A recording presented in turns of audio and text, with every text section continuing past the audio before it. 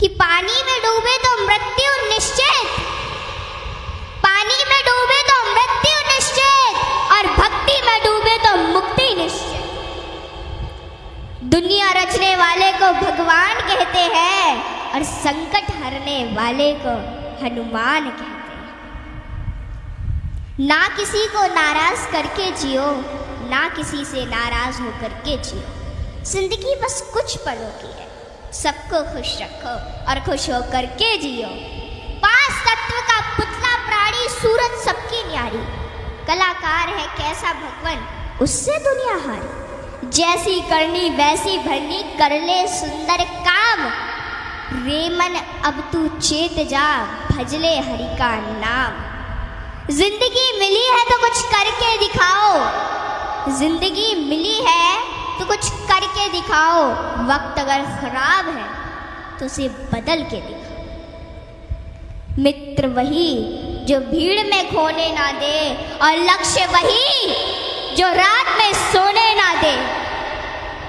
जिसकी गति और मति सत्य की होती है, उसका रथ आज भी श्री कृष्ण चलाते हैं।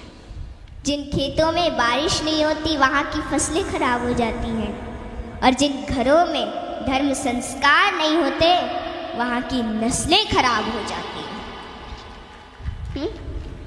हमारे जीवन में 7 सुख होते हैं, और वो 7 सुख कौन कौन से सुख होते हैं?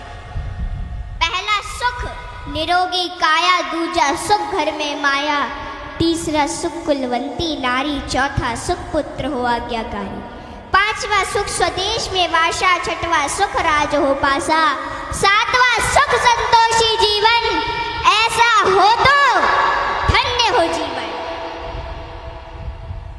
हाँ? आवत ही हर शय नहीं, नैनन नहीं स्नेह। आवत ही हर शय नहीं, नैनन नहीं स्नेह। तुलसी तहा न जाइए कंचन बरसे में। कि जिस स्थान या जिस घर में आपके जाने से लोग खुश ना होते हो, और उन लोगों की आंखों में आपके प्रति प्रेम और ना ही स्नेह हो, तो वहाँ हमें कभी नहीं जाना चाहिए, चाहे वहाँ धन की वर्षा क्यों ना होती हो। हाँ? यदि किसी बच्चे को उपहार ना दिया जाए तो वह थोड़ी देर रोता है, पर संस्कार ना दिया जाए तो जीवन भर रोएगा। शिक्षा कहीं से भी प्राप्त की जा सकती है, लेकिन संस्कार हमेशा घर से ही मिलते हैं। कुदरत यानी भगवान ने हमें आनंद ही आनंद दिया है, दुख तो हमारी खोज है। तीर को आगे छोड़ने से पहले पीछे खींचना पड़ता है। ठीक उसी प्रकार अच्छे दिनों के लिए बुरे दिनों से लड़ना पड़ता है। गति के लिए चरण और प्रगति के लिए आचरण बहुत जरूरी है। रिश्ता गहरा हो ना हो, परंतु भरोसा गहरा होना चाहिए, क्योंकि गुरु श्रेष्ठ वही जिसकी प्रेरणा से किसी का चरित्र बदल जाए, और मित्र श्रेष्ठ वही जिसकी संगत से रंगत बदल जाए। भरोसा सब पर कीजिए, लेकिन संभल कर, क्योंकि कभी कभी खुद के दांत ही जीभ को काट लेते हैं। इत्र मित्र चित्र और चरित्र किसी की पहचान के मोहताज नहीं, यह चारों तो अपना परिचय स्वयं देते हैं। जीवन में जो कुछ भी करो पूर्ण समर्पण के साथ करो। प्रेम करो तो मीरा की तरह, भक्ति करो तो हनुमान की तरह, प्रतीक्षा करो तो शबरी की तरह, शिष्य बनो तो अर्जुन के समान, और मित्र बनो तो स्वयं कृष्ण के समान। आर्थिक स्थिति कैसी भी हो, खुश रहने के लिए मानसिक स्थिति का मजबूत होना जरूरी है। रावण जब मृत्यु शैया पर था तब उसने श्री राम जी से एक बहुत ही अच्छी बात कही कि मैं तुमसे हर मामले में बड़ा हूँ, उम्र में, बुद्धि में, बल में मेरा कुटुंब भी तुमसे बड़ा है, धन दौलत में भी मेरा राज्य तुमसे बड़ा है, फिर भी मैं हार गया और तुम जीत गए। जानते हो क्यों? क्योंकि तुम्हारा भाई तुम्हारे साथ था और मेरा भाई मेरे खिलाफ था। इसलिए सज्जनों, सदैव साथ रहिए, क्योंकि जब प्रेम बटा तो लिख गई रामायण, और जब संपत्ति बटी तो लिख गई महाभारत। हाँ, इसलिए अपने अपने घर में, भाई भाई में हमेशा साथ रहिए। भाई भाई का रिश्ता भगवान ने विपत्ति बांटने के लिए बनाया था, लेकिन यह तो संपत्ति बांटने तक ही सिमट कर रह गया। जब बिना भाई के रावण हार सकता है, भाई के साथ प्रभु श्री राम जी जीत सकते हैं, तो हम और आप किस घमंड में हैं? दुनिया में अमीर रोता है, गरीब रोता है, परंतु जो हनुमान जी का जयकारा लगाता है वो चैन की नींद सोता है, वो चैन की नींद सोता है। सज्जनों, हनुमान जी एक ऐसे देवता है जिनको यह वरदान प्राप्त है कि जो हनुमान जी की शरण में आएगा उसका कलयुग कुछ नहीं बिगाड़ पाएगा। जिन भक्तों ने पूर्ण भाव व निष्ठा से हनुमान जी की भक्ति की है, उनके संकटों को हनुमान जी ने दूर किया, उनके कष्टों को हनुमान जी स्वयं हर लेते हैं। हनुमान जी के भक्तों को जीवन में कभी भी परिस्थितियों का सामना नहीं करना पड़ता है। सज्जनों, आज मैं आपको हनुमान जी के कुछ ऐसे प्रसंग बताती हूँ। नंबर 1, रामचरितमानस में हनुमान जी को महावीर कहा गया है।